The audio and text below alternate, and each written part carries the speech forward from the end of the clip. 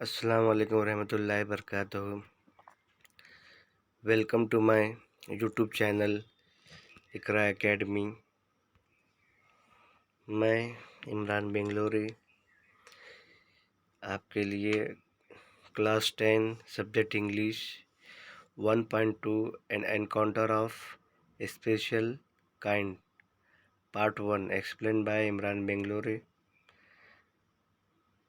Part 1 में हमको यहाँ पर देखना है 1.2 एनकाउंटर विद स्पेशल काइंड। ठीक है, इसमें आपको वार्मिंग अप एक्सरसाइज और लेसन का कुछ हिस्सा हमको यहाँ पर समझने मिलेगा। ठीक है, for more videos subscribe my YouTube channel Iqra academy. यहाँ पर देखो क्या है, 1.2 an encounter of special kind warming up है, चिट चैट। ठीक है, यहाँ पर एक पिक्चर है, देखो बेटा पिक्चर में क्या दिखाई दे रहा है, what do you see in this picture. एक क्वेश्चन है, उसमें आपको जो दिखाई देता है मतलब आपको बताना है। पिक्चर में एक लड़की है या लड़का है जो एक नहीं क्या एक बाउल में एक नहीं क्या पप्पी को सब लिए हुए है। ठीक है, उसके बाद what do you think the girl is trying to do and why. मतलब आप क्या सोचते हैं लड़की क्या कर रही है और क्यों कर रही है, इसका लिखना है आपको answer. If you were in the place of that girl what would you do you think she will became successful in her mission. मतलब अगर आप इस लड़की की जगह होते हैं तो आप क्या करते। क्या आपको लगता है कि जो लड़की कर रही है क्या उसमें वो मिशन में कामयाब होगी, वो आपको लिखना है। बिल्कुल आसान है, जो आपको लिखना है यस और नो, हर क्यों और कैसे। ठीक है, ये वार्मिंग अप है यानी मतलब लेसन शुरू करने से पहले आपको थोड़ा ना क्या जो एक्सरसाइज अपन जो भी नहीं क्या खेलने से पहले जो एक्टिविटी करते हैं थोड़ा क्या करते हैं वार्म अप करते हैं क्या, उसी तरह से ये भी है वार्मिंग अप एक्सरसाइज है। उसके बाद match the appropriate headings with the image. यहाँ पर नंबर 4 है और 4 इमेजेस है, देखो बेटा 1 2 3 4 है उनके, एक ये है और उनके 4 इमेजेस है। आवर लग्जरियस बंगलो क्या आएंगे यहाँ पर, सी आएंगा। माई फेवरेट पास टाइम, उसका फेवरेट पास टाइम क्या आएगा, ए आएगा। Book reading. वाट कमोशन, मतलब कमोशन आएंगे उसको थोड़ा सा ये होता है तो वो डी आएंगे यहाँ पर 3 का। एनग्रोज इन माई बुक यानी किताबों में खो जाना, तो यहाँ पर बी आएगा। ये चिट चैट एक्टिविटी थी। इसके बाद देखो बेटा आगे, अब यहाँ पर डायरेक्ट लेसन शुरू होता है, देखेंगे अभी हम। Encounter of special kind. यहाँ पर क्या है, स्पेशल काइंड यानी क्या एक स्पेशल चीज़ है, मतलब रेमडल जिसे कहते हैं। एनकाउंटर ऑफ स्पेशल काइंड बिल्कुल आसान है, देखो मैं पढ़ता हूँ तुम समझ लो, गौर से सुनो इसको। My father was a medical professional working for a private company in Raniganj in West Bengal. मेरे फादर क्या है प्रोफेशनल बाय मेडिकल वर्किंग, एक प्राइवेट कंपनी में काम करते हैं रानीगंज इन वेस्ट बंगाल में। The officer of the company were house in individual bungalows inside a large campus. जो ऑफिसर होते हैं जो उनको क्या होता है एक इंडिविजुअल बंगलो देता है लार्ज कंपाउंड में, वहाँ पे वो रहते हैं। और house was in a corner of the campus, और हमारा जो घर था कॉर्नर के देखिए जो हाउस कैंपस के कॉर्नर में मेरा हमारा घर था।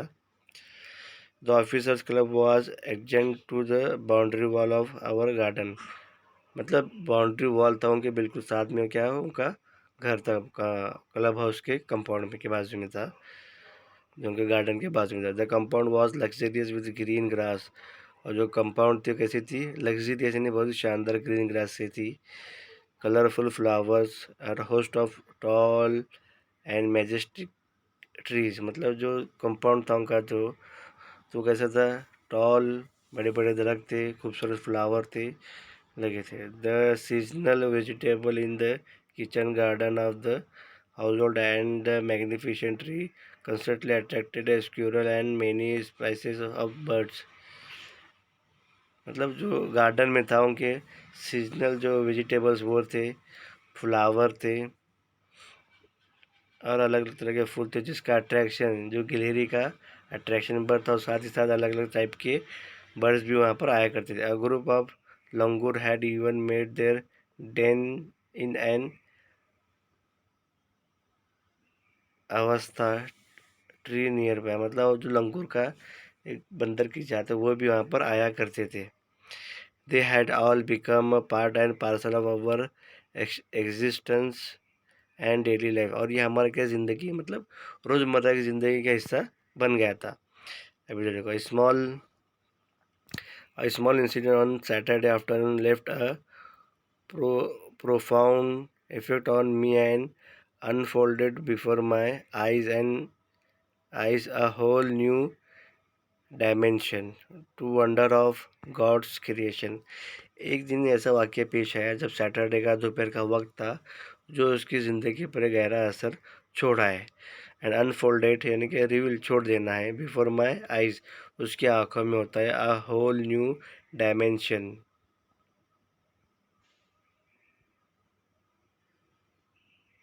न्यू फैक्टर यानी कि एक नया ये हो जाता है। To wonder of the god's creation, मतलब उसको गॉड अजीब लगता है गॉड क्रिएशन का, ये गॉड ने जैसी चीज़ें बनाई हैं। It was a few days into the puja vacation, मतलब it was a few days मतलब कुछ दिन बाकी रह गए थे into the puja vacation, puja की हुई छुट्टियों के, just like for any other child, जैसे दूसरे बच्चों की तरह। The holidays provided an opportunity for me to become engrossed in various magazines and story books published especially for children in the festival season, मतलब जैसा कि दूसरे बच्चों को होता है ना, क्या छुट्टियों के टाइम पर वो नहीं क्या मैगजीन पढ़ते हैं, किताबें पढ़ती हैं, और ये वक्त होता है कि बच्चों को उसमें घुल मिल जाओ, किताबें पढ़ने में एनग्रोस यानी कि उसमें घुल मिल जाए अच्छी तरह से। और सीजनल फेस्टिवल, और ये मैगजीन जो होती हैं सीजनली होती हैं बच्चों के लिए। ठीक है, उसके बाद अगला पैराग्राफ देखो। After a hearty lunch my parents and my younger sister lay down for an afternoon nap and I settle down with story book, मतलब एक दोपहर के अच्छे से खाने के बाद my parents and my younger sister, मेरे वालिदैन और मेरी छोटी बहन क्या करते हैं, वो नीचे जाते हैं और सो जाते हैं। आफ्टरनून नैप यानी क्या एक छोटी झप्पी लेने के लिए, सो जाने के। आई सेटल डाउन, और मैं नीचे बैठ गई किसके साथ, स्टोरी बुक के साथ। The quite afternoon presented the perfect backdrop for reading an adventure story, मतलब वो आराम से बैठ जाती है, प्रेजेंटेड द परफेक्ट बैकड्रॉप यानी कि आराम से बैठ कर क्या आती है वो जो किताबें है वो पढ़ना शुरू करती है। एन एडवेंचर स्टोरीज यानी क्या रहस्यमय कहानियाँ। The silence was occasionally broken by the sound of my families snoring, जो साइलेंस था, जो खामोशी था, वो क्या है ब्रोकन हो रही थी, उस खामोशी क्या है टूट रही थी, जिसमें उनकी फैमिली मेम्बर जो गुर्राने की आवाज़ से हो रहे था। द इंटरमीटेंट चिरिपिंग ऑफ हाउस स्पैरो, मतलब जो फ्रीक्वेंटली यानी बार बार वो गिलहरी की चिल्लाने की आवाज़ आ रही थी। The harsh carving of crow, the shrill call of the kite of kite flying high above the ground. Minutes ticked by. I became deeply absorbed in the book. मतलब गिलहरी की आवाज़ आ रही थी, कौवों की नहीं, जो कौवे की चिल्लाने की आवाज़, और पतंगे जो उड़ रहे थे, इन सब से आवाज़ आ रही थी। Minute the tick by the became deeply, मतलब मैं किताबों में बहुत तरीके से खो गई थी। उसके बाद suddenly I heard a group of street dogs barking furiously in the distance. इतने में क्या होता है, मुझे आवाज़ आती है जो गली के जो कुत्ते होते हैं वो ज़ोर ज़ोर से चिल्लाते हैं।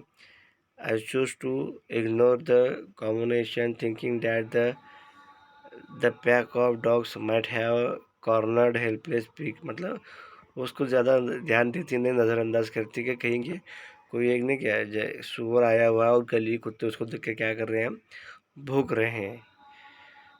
But the soon the barking became louder and more aggressive, and the alarmed cawing of the flock of crows added to the cacophony. I also hear the disturbance approaching closer.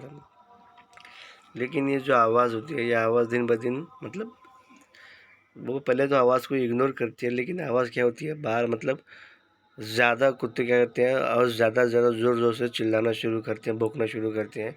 साथ साथ कौवियों को भी आवाज़ आती है, जिससे क्या होता है जो अलार्म में क्या अलग तरह का ये होता है, फिर वो क्या करते हो वहाँ से डिस्टेंस में अप्रोचिंग, मतलब ऐसा लगता है कि उसके करीब में कुछ ये वाक़या हो रहा है। उसके बाद देखो यहाँ पर आके curiously got to better of me, मतलब मुझे बेचैनी थी कि इसका क्या हो रहा है। Leaving the book aside I rush to the veranda to see what was going. मैं अपनी किताबों को छोड़कर क्या करती है एक साइड में छोड़ देती है और राशनज वरांडे की तरफ दौड़ी हुई चली जाती है, देखती है क्या हो रहा है। I glance towards a roof of the club house and saw something horrible. जैसे ही मैंने क्लब हाउस की छत पर देखा कि वो क्या हो रहा है, समथिंग हो वह समथिंग हॉरिबल यानी बहुत ही डरावना था। A big male langur apparently a leader of its group. एक बड़ा सा लंगूर जो ऐसा लग रहा था कि वो अपने ग्रुप का क्या है वो लीडर है।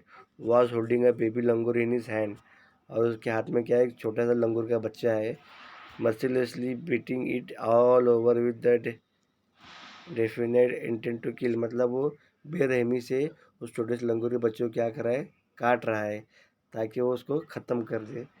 The helpless mother of the baby and other lesser member of the Languru group was scattered on the roof of the building nearby watching the baby being killed। मतलब उसकी उसकी माँ और साथ के दूसरे लंगूर क्या रहे हेल्पलेसली, यानी कि आप कुछ भी नहीं कर सकते, वो क्या है देख रहे हैं और घबरा रहे हैं, और ये सारा वाक़या बिल्डिंग के रूफ पर हो रहा है।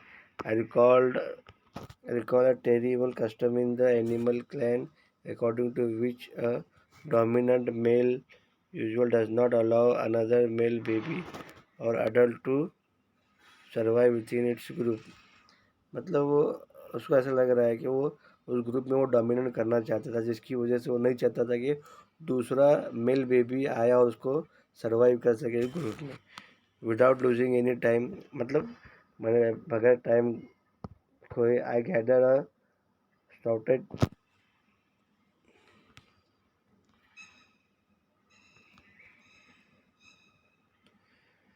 मतलब हेवी यानी मजबूत, स्टिकी स्टाउट यानी क्या हेवी मजबूत, stick in one hand and ran a piece of stone at the marauding langur. मतलब उसने क्या किया, कुछ पत्थर और बड़ी सी स्टिक लिया और क्या किया, the langur was so infuriated that it hardly took any notice of my assaulted. मतलब वो हाथ में पत्थर लिए लकड़ी हुई उसको भगाने की या उसकी करने की कोशिश करी, लेकिन वो बहुत ही ये था, उसको तरफ ज़्यादा ध्यान नहीं दिया था उस लंगूर ने। But then I started growing more stones the dogs on their part raising their speech of cry. मतलब उसने क्या किया, ज़ोर ज़ोर से चिल्लाना किया, पत्थर मारना शुरू किया, और डॉग भी उन्होंने उनका डॉग की तरफ से क्या ज़ोर ज़ोर से उन्होंने रोना शुरू किया। The changed circumstances and the unexpected attack from unknown quarters forced the langur to drop the baby from the sloping roof over the veranda. The baby was listless and appeared to be dead as its body started started to slide down. The excitement of the pack of dogs grew manifold at the prospect of the god killed and meal keeping the dogs। मतलब क्या होता है जैसे ही वो मतलब circumstance अचानक से क्या था, पूरा वाक्य चेंज हो जाता है। द अननोन क्वार्टर्स फोर्स, मतलब अननोन क्वार्टर्स फोर्स यानी कि अजीब तरह की ताकत क्या कहते हैं लंगूर उसको वो बच्चे के हाथ में गिरा देती है। स्लोपिंग रूफ द मतलब sloping roof of over the verandas, वहाँ की जो स्लोपिंग जो ढलान है वहाँ से क्या बच्चा गिर के नीचे आ जाता है। और बेबी फिल्म और बेबी वॉज लिस्टलेस यानी बेसुध हो जाता है। अपीयर टू भी ऐसा लग रहा है कि जैसा वो मर जाता है। And its body started to slided down, जैसे उसकी बॉडी नीचे जाती है। The excitement of the pack of dogs growing manifold, मतलब जो कुत्तों का जो झुंड था उनको ऐसा लगता है कि वो मोनीफोल्ड यानी मोर एंड मोर और ज़्यादा करते हैं। At the prospect of god to kill and meal, मतलब वो मर जाता है और उनको खाने मिलता है। कीपिंग द डॉग्स, और कुत्तों को ऐसा लगता है वो जैसा नीचे गिरता है। ठीक है, ठीक है बेटा, ये फर्स्ट पार्ट था। इंशाल्लाह अभी हम अगला पार्ट अगले हिस्से में देखेंगे हम। अस्सलाम वालेकुम रहमतुल्लाहि व बरकातहू।